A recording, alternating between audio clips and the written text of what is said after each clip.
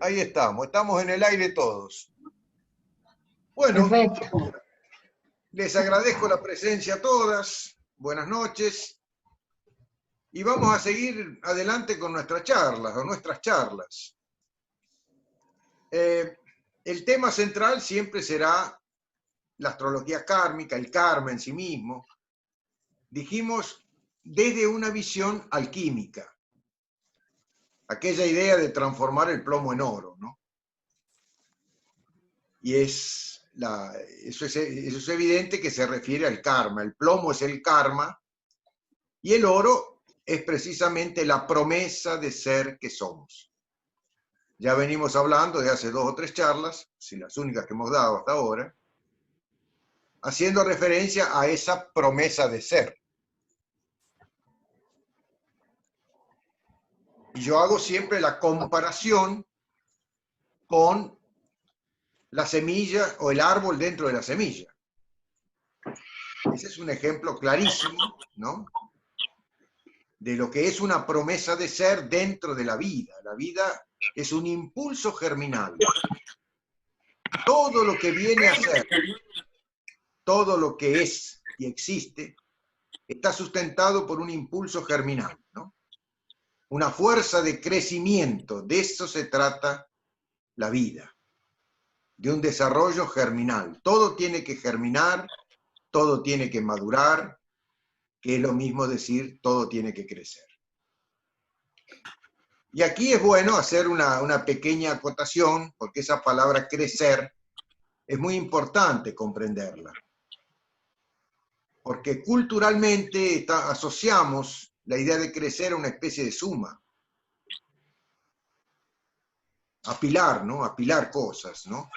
Más dinero, más emociones, más alegrías, más tristezas, más. Eso daría la idea de crecimiento, ¿no? De que la cosa crece, que aumenta. Nada de eso sucede realmente. Esa suma es una especie de construcción de un castillo de naipes que no tiene fundamentos, no tiene raíces que sustenten esa estructura que se va generando. Gracias, Vicky. Bueno, Vale. silencio. Bueno, es muy, pero muy importante comprender que el crecimiento es una transformación permanente. Así como la semilla se va transformando en árbol. Esa es la mejor metáfora del crecimiento. Una promesa de ser que gradualmente, a través de un proceso de maduración, va siendo, se va llegando a ser. Así nos tenemos que visualizar a nosotros como individualidades, como individuos, como personas, como una promesa de ser que tiene que llegar a ser. Ya la arquitectura de nuestro propio destino está escrita en el alma de cada uno. No es necesario ponerle letra ni agregarle elementos, porque ya están todos en estado potencial dentro de nosotros. El crecer es una especie de despertar, es un despertar. Despertar a lo nuevo, a lo que está más allá de lo conocido, más allá de nuestra propia memoria y más allá de la memoria de los otros.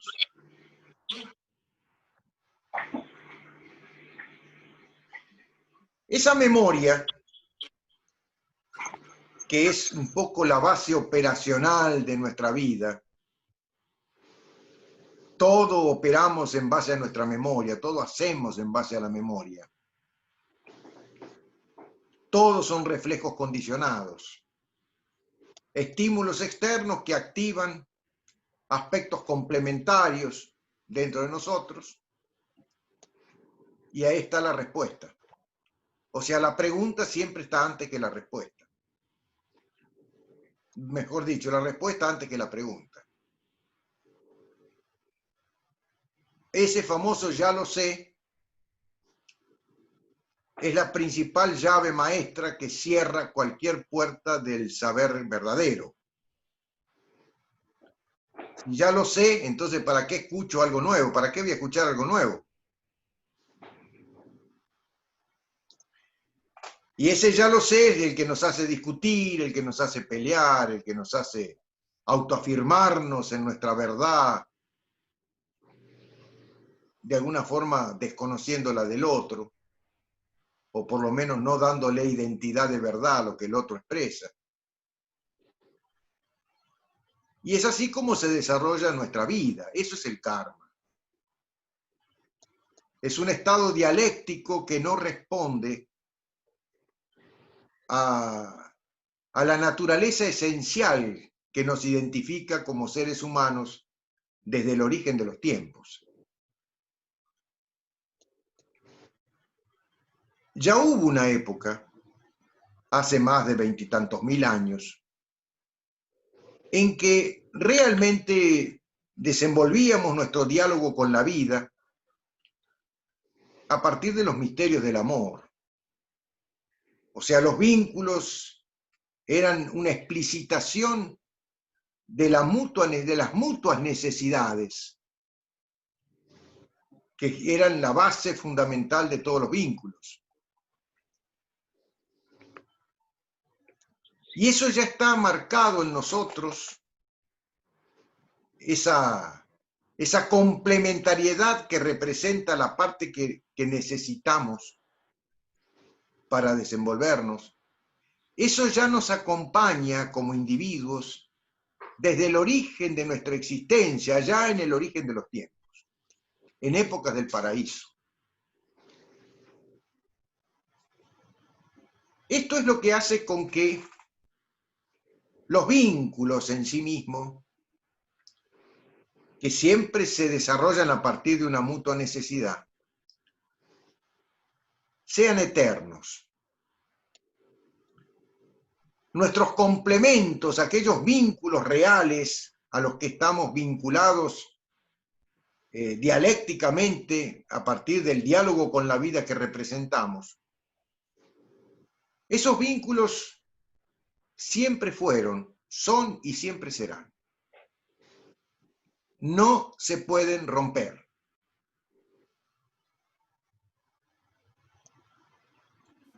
Dirán, bueno, sí, yo estaba de pareja hace 4, 5 años, 10 años, me peleé, nunca más lo volví a ver, no me quiero volver a encontrar, lo borré de mí, no sé qué. Bueno, todas esas bravuconadas, todas esas autoafirmaciones no son verdaderas, porque puedo haberme transformado en enemigo, pero los enemigos son inseparables.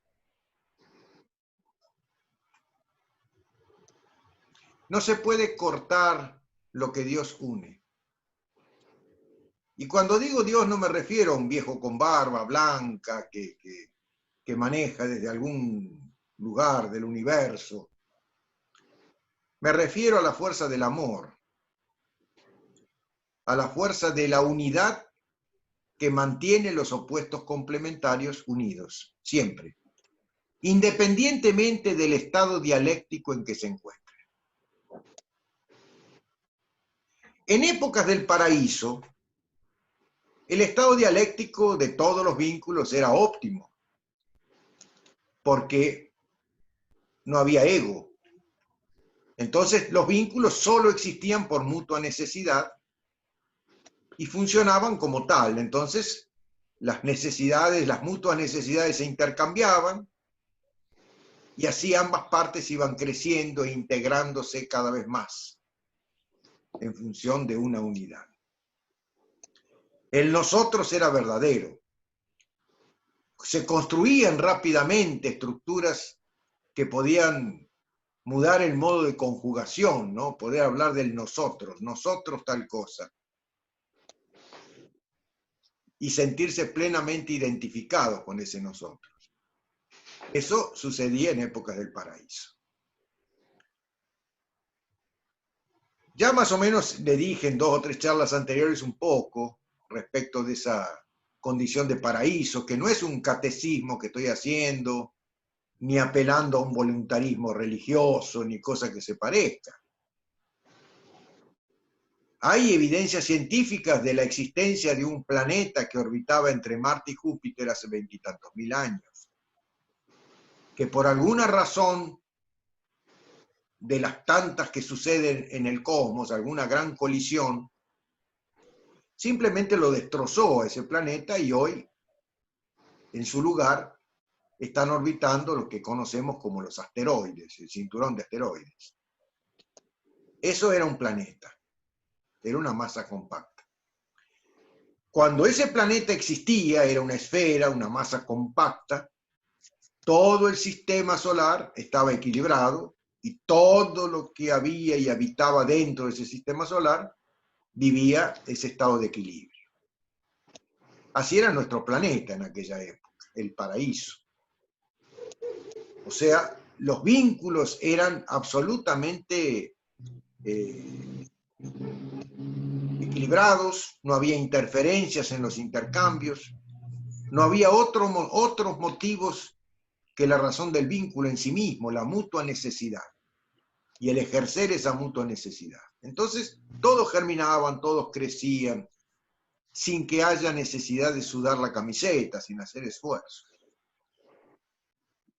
Cuando se da ese gran desequilibrio, entonces, ya les expliqué en algún momento, ahí la fuerza de la unidad, la fuerza del amor, que siempre trata de restablecer equilibrios perdidos, mudó la estrategia dentro de la biosfera terrestre y aumentó el poder de succión de la Luna por sobre el poder de fijación del Sol. Se hizo un poquito mayor. Y eso hizo con que los úteros tengan una fuerza de succión sobre las individualidades, haciendo con que sea más difícil el impulso germinal, el desarrollo del impulso germinal. Los úteros acabaron sofocando un poco la estructura de la unidad en su intento de crecer. Pero eso tuvo una razón muy profunda y muy trascendente en términos de amor. No fue una actitud que se hubiese hecho por el simple hecho de perturbar. Esa actitud proveniente de la fuerza de la unidad simplemente fue una actitud para obligar a las individualidades a hacer un esfuerzo extra en su intento por crecer y en ese esfuerzo extra compensar la desviación que producía en el propio crecimiento el desequilibrio. Yo lo dije, ya lo vuelvo a repetir, que todos los seres vivos se fueron ayornando a esa nueva condición y hasta hoy siguen viviendo en el paraíso. Todos los bicharracos, los animales, viven en el estado de paraíso. Cumplen las leyes de la naturaleza, viven con la naturaleza, en armonía con la naturaleza. Solo nosotros nos metemos ahí en el medio y les complicamos la vida hasta a los pobres bicharracos. Pero en aquella época nosotros que estábamos en el pico de la pirámide, con un intelecto que no tenían los animales, ahí malinterpretamos esa nueva estrategia de la madre naturaleza, de la Pachamama. La sentimos como que se nos estaba volviendo en contra de nosotros, como individuos. Entonces ahí nos atrincheramos de la epidermis para adentro, en una actitud de autosuficiencia y negamos cualquier obligación con nuestros complementos naturales. Pero claro, eso exigió tener que elegir otros complementos que no sean los naturales nuestros para poder existir, porque la vida es dialéctica, la vida es un diálogo. Solo que esa actitud de autosuficiencia, es decir, no preciso de ningún complemento, se aumentó el pensamiento diciendo, los complementos los busco yo, los elijo yo según lo que yo quiero.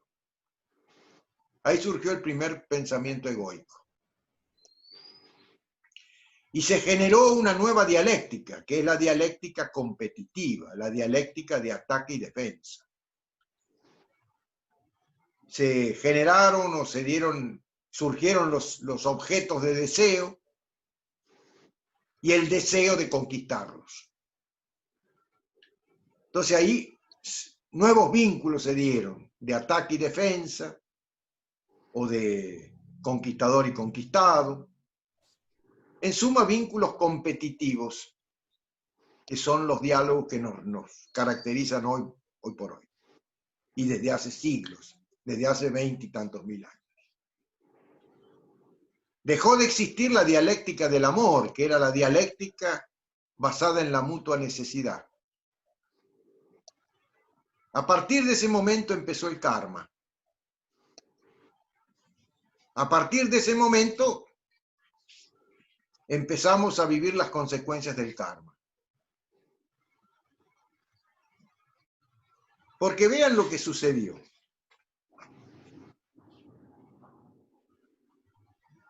La fuerza de la unidad, o la unidad es lo que somos. Nosotros somos seres dialécticos. Nuestra vida es un diálogo. Somos lo que somos por el diálogo que tenemos con la vida. Somos ese diálogo, que incluye a mi persona y a los complementos a los cuales estoy vinculado, porque con esos complementos yo existo. Con esos complementos yo intercambio lo que tengo que intercambiar y eso me da entidad y unidad.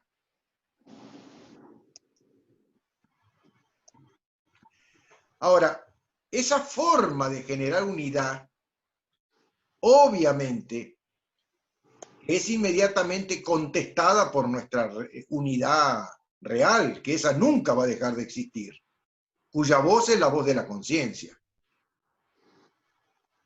A través de su voz natural, la voz del natural de la unidad que somos, que es la propia conciencia, la unidad es nuestra promesa de ser, nuestro Dios interior, el amor posible en nuestra estructura como individuos. Esa estructura nos hace sentir a través de la voz del... Vamos a remontarnos 20 y tantos mil años atrás.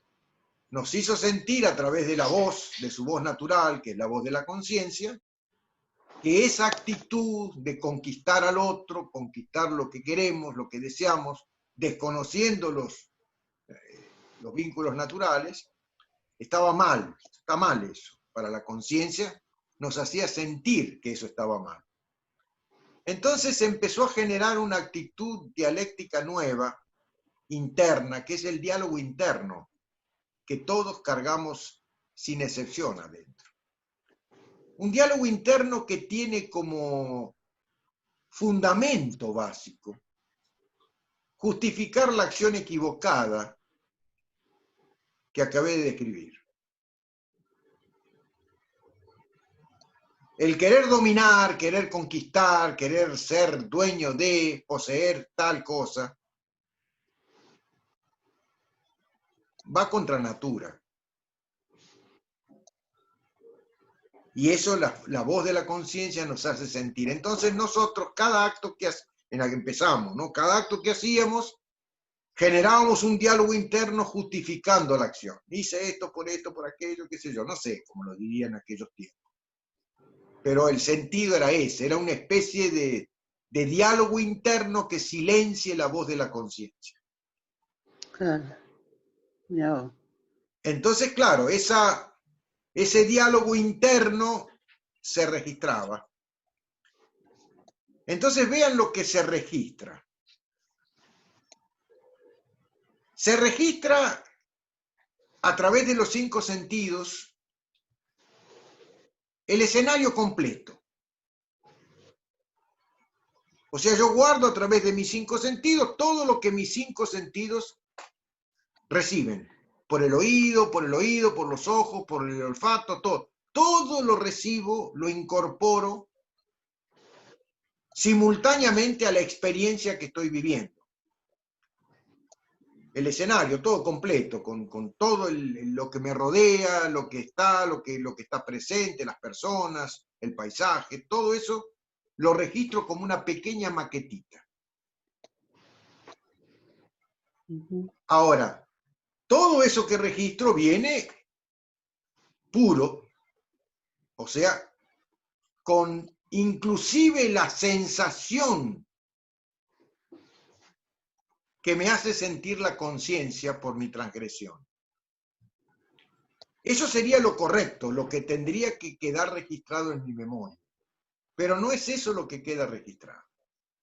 Queda registrada toda la maquetita con todo lo que sucedió, pero filtrado por ese diálogo interno en el que justifico de alguna forma, de alguna manera, que lo hice por esto y por aquello. No sé, robé porque si no me iban a robar a mí. Es decir, el ego justifica lo injustificable, porque yo justifico dentro de los códigos del ego. Bueno, así un acto se transforma en una especie de esfinge viva. Eso es un símbolo mnemónico que guardo en mi memoria sensorial. Es como la foto de una larga película, pero una foto ya más, una foto viva, ¿no? Con movimiento, todo. La suma de todas esas fotos que conforman la historia de mi vida, hasta hoy, acaba siendo una historia mal contada.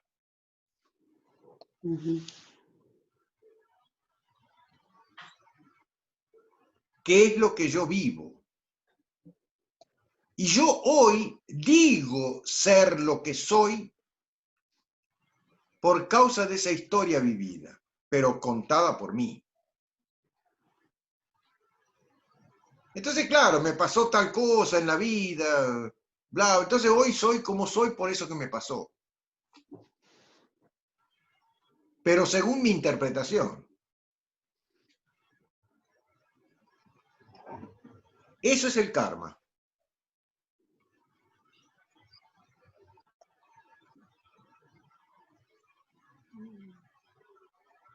Nosotros como promesa de ser, no podemos llegar a ser por causa de ese filtro, por causa de esa historia mal contada que es como una capa fáltica, porque cada una de esas esfinges vivas, o sea, cada una de esas experiencias que yo justifiqué, guarda un pedacito de mi promesa de ser que tendría que haber aflorado en ese momento, dentro del proceso dialéctico que se estaba desarrollando.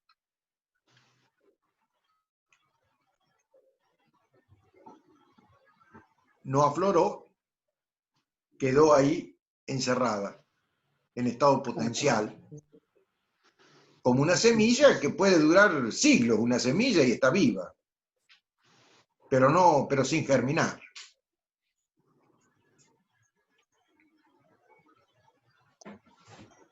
La alquimia, que es lo que yo profeso, y la visión que trato de transmitir a través de estas charlas, plantea el camino para poder transformar el plomo en oro.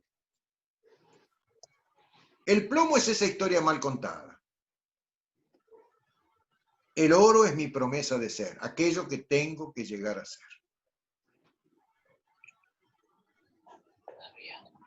Y el camino es la dialéctica, entre opuestos complementarios, que no hay otra forma de dialéctica. El diálogo es entre opuestos complementarios.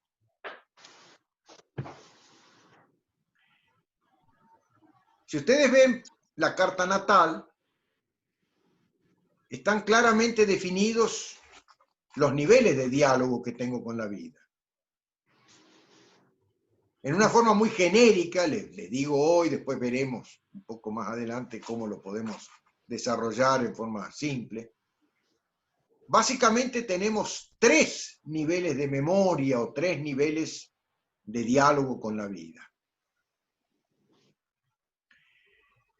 Tenemos un nivel de diálogo con la vida que tiene que ver con la memoria sensorial que va desde que se unió el óvulo con el espermatozoide, en esta existencia que nos trajo a reencarnar, hasta hoy.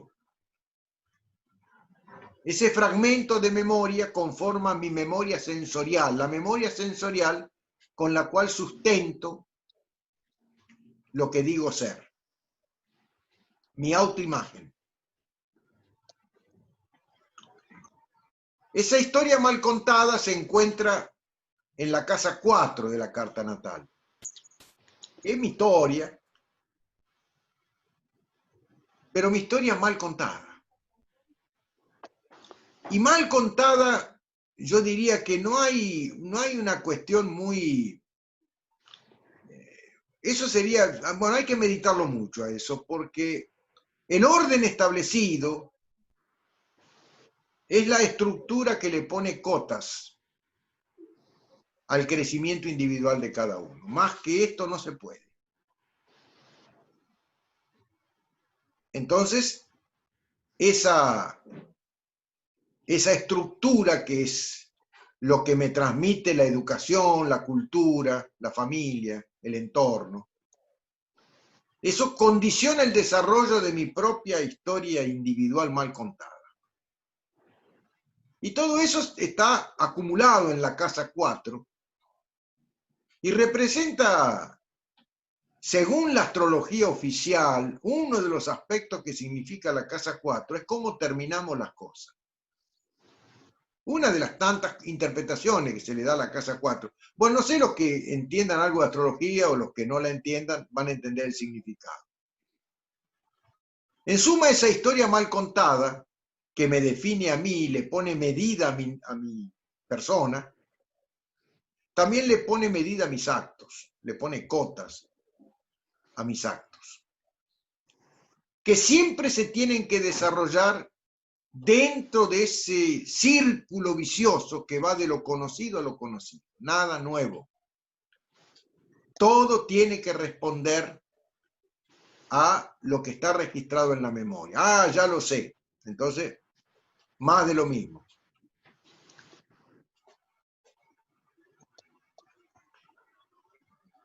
Bueno, en la astrología alquímica, o si ustedes quieren, kármica, verdadera, alquímica, la casa 4, por lo menos para mí, no representa en absoluto la forma como terminamos las cosas.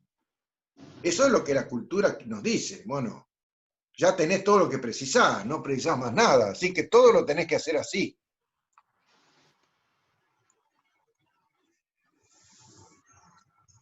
Es el punto de partida, ese.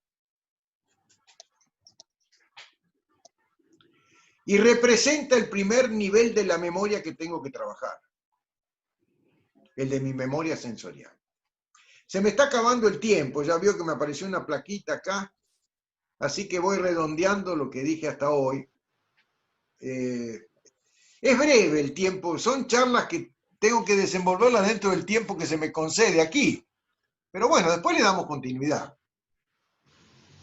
Estaba diciendo de que esa memoria es, digamos, la que hay que trascender en esta vida, hay que salir de esa jaula, que es la historia mal contada, y descubrir quién soy.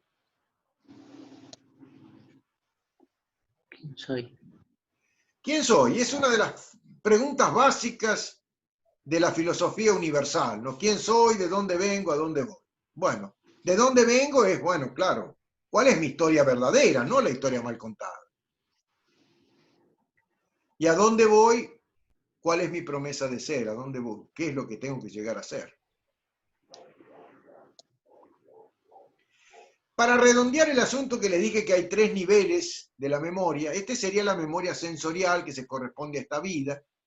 Después tenemos otro nivel de memoria que se corresponde con la casa 8, que ya tiene más que ver con vidas pasadas. Y existe otro nivel de memoria que se corresponde con la 12ª casa, que ya tiene que ver con las memorias arquetípicas, las memorias de la humanidad, que nos identifican como seres humanos. Y eso es sustentado por 3 cruces en la carta. La primera memoria sensorial se trabaja a través del eje dialéctico casa 1, casa 7. O sea, la casa 1 es yo soy, ahí mi autoimagen, digo yo soy tal cosa, y la casa 7 me dice yo soy tal otra, el otro. Entonces ese diálogo entre casa 1 y casa 7 me activa la casa 4, que ahí aflora mi historia, las reacciones a cada estímulo de ese diálogo. Bueno, esa es la raíz de lo que tiene que germinar para manifestarse en la casa 10. Esa es la primer cruz. Después hay otra cruz, casa 2, casa 8, que incluye, digamos, memorias de vidas pasadas, que hace surgir la autoexpresión de la casa 5 para llegar a expresar aquello que realmente pienso y siento y expresarlo en la sociedad, que es la casa 11. Y después existe otra cruz que ya tiene un poco más que ver con lo espiritual, con lo trascendente, que es el diálogo entre casa 3 y casa 9, para que desde el inconsciente individual se pueda insertar a nivel consciente en lo que es el inconsciente colectivo. Pero eso queda apenas como un esbozo para cerrar lo que dije y no dejarlo colgado por ahí. Bueno, es más o menos haciendo un súper esfuerzo de síntesis y hasta apurando un poco el ritmo del verbo para llegar a decirlo, lo que les quería decir más o menos hoy. A ver, no sé, si algo me quieren, si hay tiempo, la otra vez les dije que duró un minuto la abertura de... No sé, a ver si me quieren preguntar algo, soy todo oído. Si da el tiempo antes que caiga la ficha, los escucho, las escucho.